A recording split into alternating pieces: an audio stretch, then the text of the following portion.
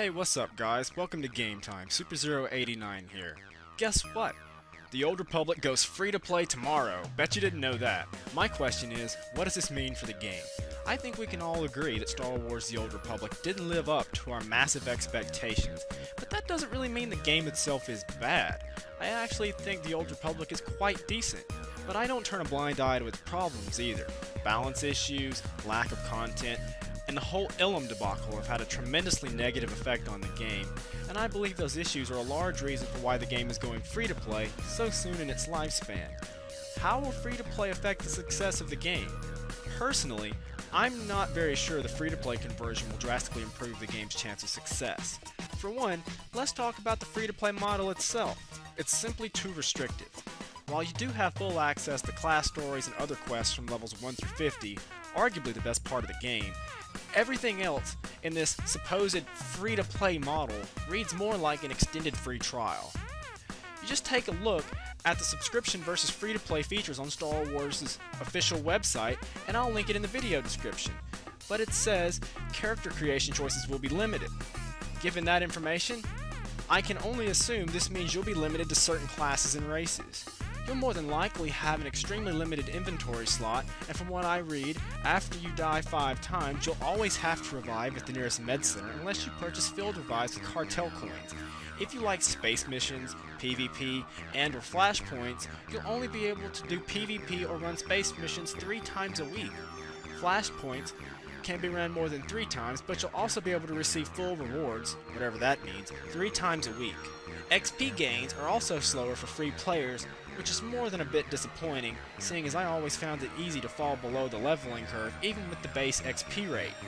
If you're a returning player, you probably have even less of a reason to play after the free-to-play update goes live. It will be impossible to raid for free, as you'll have to buy a weekly pass to get into operations, and considering raiding and PvP are the game's only bit of in-game content, you'll have little reason to return. You'll also have to purchase a license for all purple gear before you can equip it.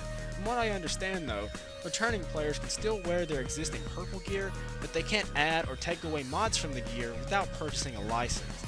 You may enjoy running 3 flashpoints a week, but that will make the gear grind even slower than it already is, and the same goes for grinding through PvP ranks in war zones. Hotbar size for free players is also limited.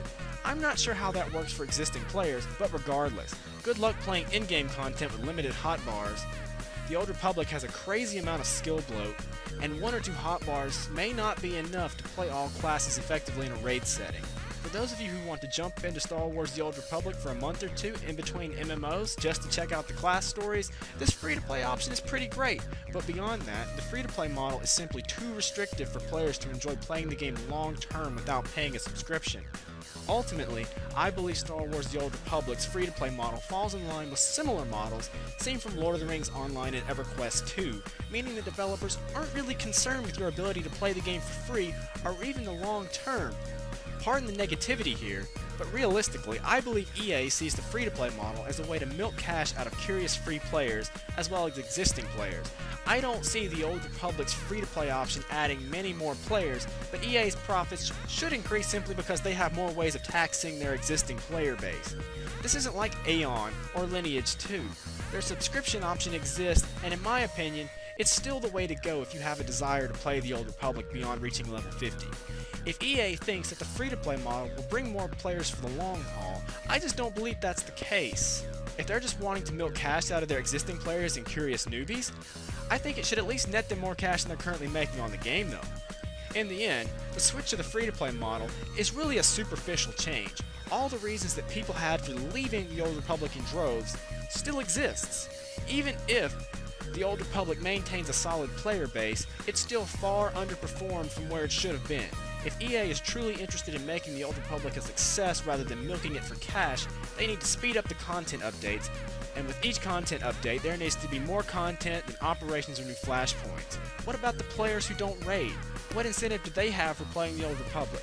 Let's see new quest hubs, additional features, and some expanded PvP options. I can't see the Old Republic ever turning a corner as long as EA maintains the status quo. Right now, it sadly looks like they're content to do so. There is a major content update planned for the future, but coming nearly a year after release, that's just far too late. Regardless, I'll probably still log in and check out the game. If I'm having fun, I may actually resubscribe for a little while. After all, I think that's really the idea behind this style of the free-to-play in the first place. The free-to-play option does give you plenty of incentive to subscribe if you're enjoying the game. So what do you guys think? Will the Old Republic's free-to-play conversion be a success? Let me know in the comments below.